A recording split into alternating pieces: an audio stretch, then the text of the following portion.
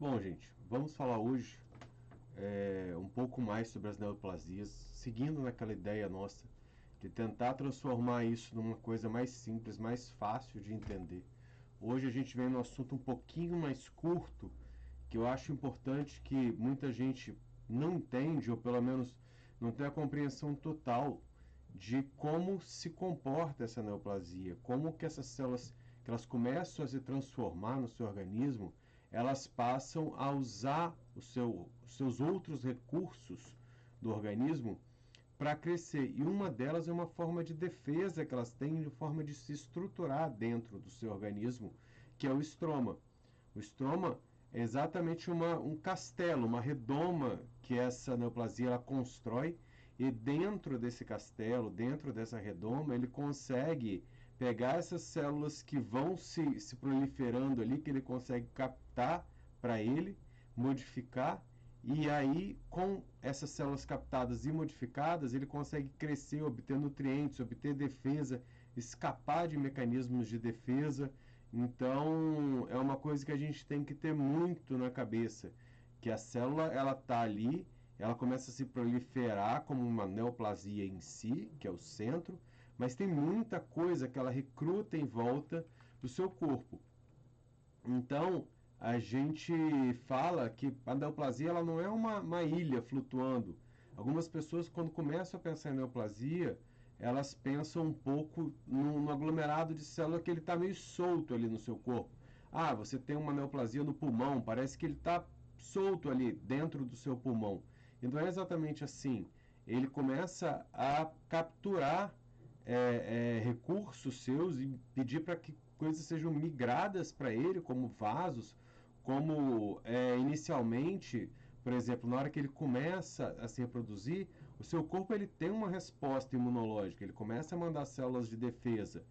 Essas células de defesa vão, como a gente já viu no Hallmarks of Cancer, que quem não viu, assista os vídeos anteriores, a gente fala um pouco disso, elas vão estar ali tanto combatendo quanto elas vão ser enganadas por essas células neoplásicas para auxiliar na proliferação delas. Elas vão também, as células neoplásicas, elas vão começar a chamar vasos para nutrir elas. E elas vão fazer uma coisa que a gente vai ter um vídeo só para falar nisso, que são alterações nas células estruturais que tem nos tecidos. Elas vão modificar essas células estruturais. Então a gente tem exatamente isso. O estroma ele vai ser composto de fibroblasto, de células de defesa e de vasos sanguíneos, inicialmente originais do seu corpo. No entanto, eles vão ser mudados conforme a necessidade dessas células e conforme a programação que elas têm. Eles não se tornam exatamente células neoplásicas, eles se tornam células com a mesma estrutura, mas com configurações um pouco diferentes para exatamente poder gerar o que essas células neoplásicas elas vão precisar do seu corpo, no caso do corpo do animal, né? Então essas alterações elas são feitas de forma dinâmica. Essas células elas começam a se modificar. A gente viu que as células neoplásicas elas começam a modificar o próprio DNA delas e a própria expressão de proteínas que ela vai ter.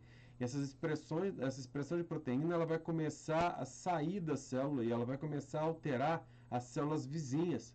Esses fatores que vão ser secretados, eles vão causar alterações no microambiente ao redor das células, tanto comunicando uma célula neoplásica com a outra, quanto comunicando essas células com as células do próprio hospedeiro, originais, e que ainda não foram modificadas. Essas células vão começar a trabalhar em prol da célula neoplásica. Então, os vasos sanguíneos, eles não vão se tornar células neoplásicas típicas, mas elas vão se tornar vasos sanguíneos que têm uma demanda dessa célula neoplásica. A gente já viu que eles não são especificamente tão calibrosos, não são tão uma estrutura tão bem coesa para que essas células possam migrar depois a partir deles. Então a mesma coisa vai acontecer com as células que formam a parte epitelial. Elas vão sofrer alterações via estímulo químico. E essas alterações elas vão se comportar de forma mais severa quanto mais tempo a neoplasia tiver ali. Então a gente viu que as transformações genéticas que acontecem dentro da neoplasia, elas são acumulativas. Essa célula ela não morre, essa célula continua fazendo alterações tanto epigenéticas quanto mutacionais, e essas alterações vão transformando o ambiente em volta, vão alterando a expressão de certos padrões dessas células que vão formar esse estroma, e esse estroma vai começar a se comportar em prol da neoplasia mais do que em prol do corpo do hospedeiro. Bom, com isso o que a gente tem? A gente tem uma mudança na heterozigose dessas células. Essas células, mesmo que elas se reproduzam, voltando, elas não são células neoplásicas, elas morrem e elas se reproduzem normalmente, ou pelo menos de forma mais parecida com uma célula saudável. Só que a neoplasia, ela não pode permitir que as modificações que ela esteja fazendo dentro dessas células, elas sejam alteradas. Então a neoplasia consegue gerar estímulos para dentro dessas células, que aí, como a gente falou, é uma cascata de estímulos que não vale a pena a gente comentar aqui. A gente tem livros, depois se a gente quiser a gente faz outros vídeos, mas a ideia aqui é que vocês entendam que essa célula neoplásica ela consegue interferir nesse ambiente, ela consegue fazer com que essas células, quando elas se reproduzirem, elas não variem de estrutura e elas não variem as modificações que a célula neoplásica fez nela. Uma das coisas que, por mais que a gente tente evitar o máximo de siglas, P53 é uma coisa que vocês têm que saber. Tudo que vocês forem ver sobre resistência, neoplasia, sobre câncer, ele vai falar de P53, que é a enzima que é considerada guardiã do nosso genoma. As enzimas são várias delas, essas proteínas, elas fazem uma defesa da estrutura genômica do seu corpo. Existem outras P nessa cadeia, mas a P53 é a principal. E uma outra coisa que essas células vão fazer, elas vão alterar os linfócitos que estão ali para defesa. Esses linfócitos eles não vão se tornar linfócitos maduros quando eles estiverem ao redor da neoplasia. Eles vão se tornar linfócitos imaturos. Esses linfócitos imaturos eles vão servir muito mais para gerar componentes para essa neoplasia do que para gerar o sistema de defesa em si contra ela. E aí a gente tem uma outra coisa, essas alterações que vão começar a acontecer ao redor dessa neoplasia, nessas células estruturais, elas vão se replicar inclusive quando essa neoplasia fizer uma metástase. Então, quando a gente tem, por exemplo, a neoplasia em baço, que depois você acha uma metástase dela em pulmão, já tem vários estudos demonstrando que as alterações que ela vai fazer no epitélio pulmonar, nas células estruturais e nos outros mecanismos ali são exatamente semelhantes às do órgão original. Por quê? A gente viu que essas células elas são clones. A gente viu que as mutações dessas células elas continuam com o passar do tempo. Então, nada mais óbvio que na hora que você tem uma mutação, na hora que você tem um estímulo que você vai alterar o ambiente, esse ambiente seja alterado de forma igual em dois locais diferentes.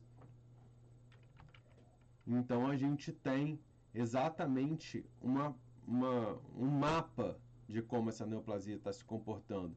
E a gente tem que entender uma coisa muito importante. Do mesmo jeito que a gente está vendo que a neoplasia ela precisa desses componentes, ela precisa desses vasos, ela precisa dessas células estruturais, ela precisa das células de defesa para gerar um ambiente inflamatório ali. Se a gente tira isso dela, ela não tem uma capacidade, ou ela tem uma capacidade muito reduzida de seguir tão forte como antes. Os cirurgiões vão dizer, não, mas isso aí eu tiro tudo, eu tiro com margem, etc, etc, e nem vai sobrar esse estroma. Entendeu? A ideia é tirar com a margem suficiente para que nada disso permaneça. Só que existem neoplasias que não são operáveis. Então, esse campo que a gente começa a entender melhor, que é o estroma, essa região que gera tanta benesse para as neoplasias, elas podem ser cercadas como a gente vê aqui na figura. Você faz um cerco em volta da neoplasia, a qual você começa a secar ela. Ela para de receber vasos sanguíneos, ela para de receber resíduos proteicos, ela para de receber sinais do corpo que vão dar a nutrição que ela precisa. A gente viu que são células que se reproduzem muito rápido, são células que têm um metabolismo acelerado, então um descontrole genético que acelera esse metabolismo dela. Elas precisam de muito nutriente. Então, uma das formas que tem se estudado hoje é exatamente formas de você secar essa região do estroma e fazer com que o seu corpo pare de agir em prol dessas células neoplásicas e passe a voltar a se comportar normalmente, para que principalmente os quimioterápicos possam agir melhor em cima daquela neoplasia, para que os outros medicamentos que vão ser adjuvantes possam agir ali. Então, é algo que a gente tem que ter sempre em mente. Uma coisa é a neoplasia, ela é importante combater, mas é importante saber os outros fatores que estão ali concomitantes a essa neoplasia, porque podem ser importantes. A gente vai ver depois, na parte dos fibroblastos, que esses fibroblastos eles chegam a manter memória dessas alterações, eles chegam a segurar, às vezes, células neoplásicas ali por baixo deles, junto com eles, que facilitam o retorno dessas neoplasias. Então, é algo que a gente tem que pensar com muito carinho, com muito cuidado. Eu sugiro que vocês leiam bastante sobre o material dessa parte de estroma, que vocês entendam como que ele funciona e vocês comecem a procurar exatamente como médicos veterinários uma forma de achar estudos ou até de fazer estudos caso vocês queiram ser pesquisadores nessa área. É uma área excepcional para pesquisa, então eu acho que vocês deviam ficar de olho, porque é uma grande oportunidade você estudar essas células. E eu espero que vocês tenham gostado do vídeo. Tá aí o meu e-mail.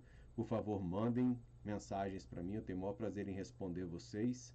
E em breve a gente vai fazer mais um vídeo, dessa vez falando sobre os fibroblastos e como que eles importam e interferem nessas células neoplásicas. Obrigado e até a próxima.